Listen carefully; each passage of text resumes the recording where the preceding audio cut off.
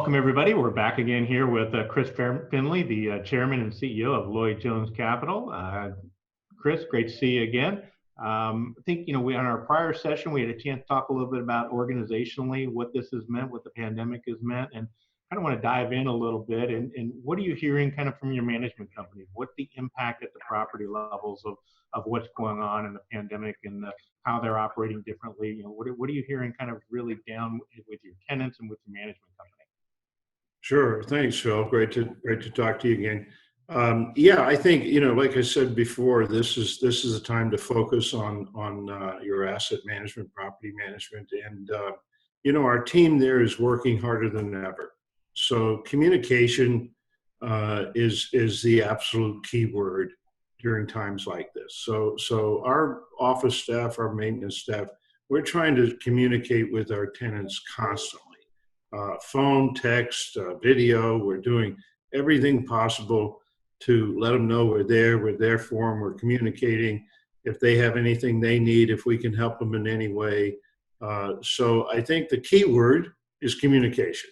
You've got to be talking to these folks all the time. They're nervous, they're worried, they're locked up as well. And so, I think that's something that we really focused on. And our on-site team are working harder than ever now. You'd think it'd be easier, but they're working harder than ever in communicating with our residents. So talk about, one of the things that you and I have talked about is that you've got, a robust portfolio of senior restricted or seniors focused properties and assets. And obviously that particular tenancy population has been hard hit by this and is certainly at risk. So talk a little bit about some of the challenges that provide for your management company, and then some of the things that they've had to do a little bit differently and for those types of communities.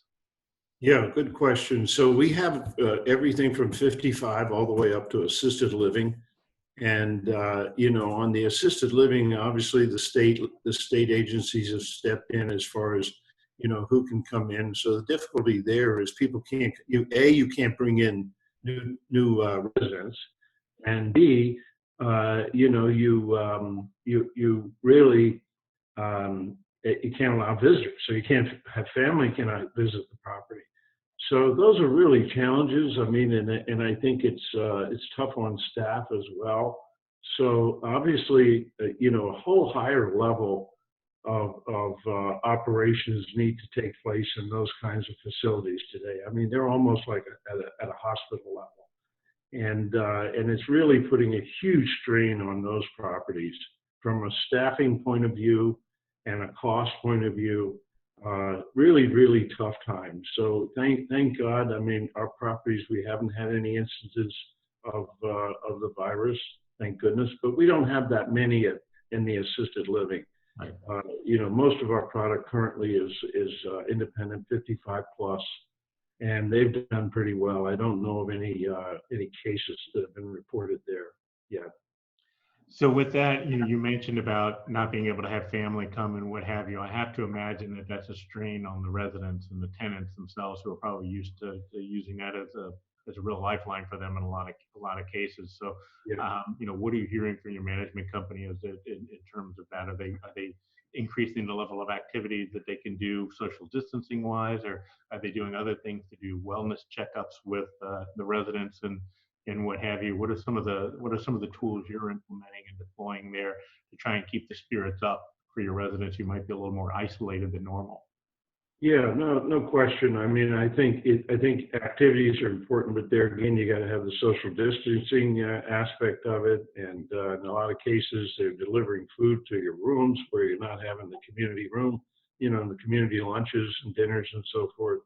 So yeah, it's really a difficult time. I think people are doing a lot of video with their family. I think thank goodness we got technology now, and pretty much everybody can use it. So I think that's helpful somewhat. But look, it's very, very tough. It's tough on the staff. It's tough on the residents. It's a very difficult time for that segment of our population, for sure. I think, I don't know about you, but I watch the news, and obviously some of it can feel a little doom and gloom, but then you get those bright spots and you see those people that, shows the humanity of who we are and how they're reaching out in unique ways, and they're trying to lift other people's spirits and what have you. Have you seen some of that around your communities in either through your management or through tenants and your population base, where you've got people that are really truly doing things that, have stood out to you, that are, really kind of neat about, going there and kind of shows that humanity? Have you noticed any of those sort of things? I can't think of a specific example off the top of my head, Phil, but I mean, those places, are unique. And the sense that's so unique about them, that somebody doesn't own one or operate one of these properties, it's a family.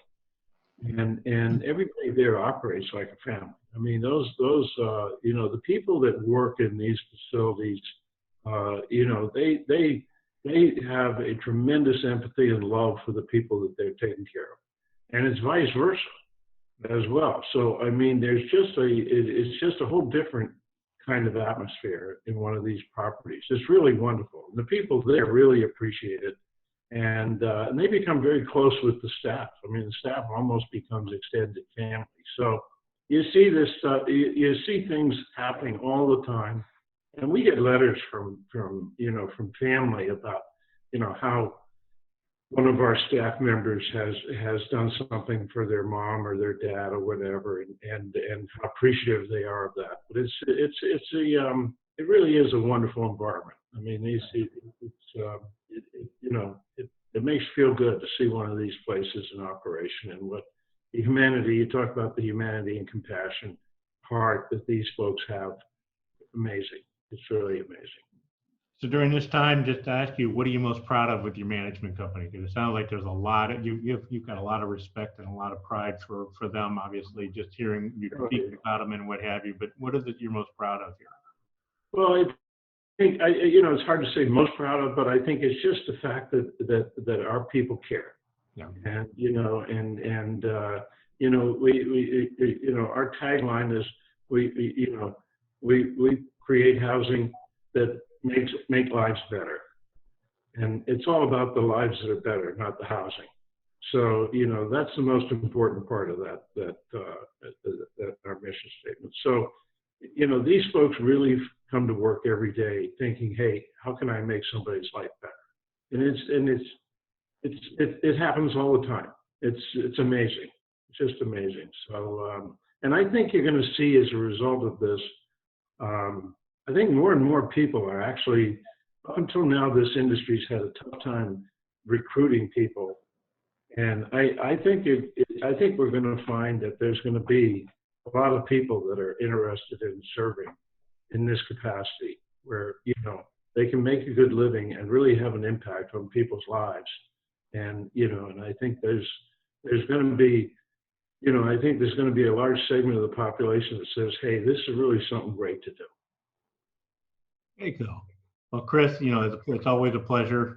We haven't played golf in a while, so hopefully we can figure out a place we can do that when this all gets done. But so I have to leave and ask, your favorite golf course that you've ever played? Well, you probably know. I don't know if you played with, you played down at our club in Ponte Vedra when you visited one time, the plantation. But I think the TPC course at Sawgrass is probably that's probably the number one in my book. What's yours?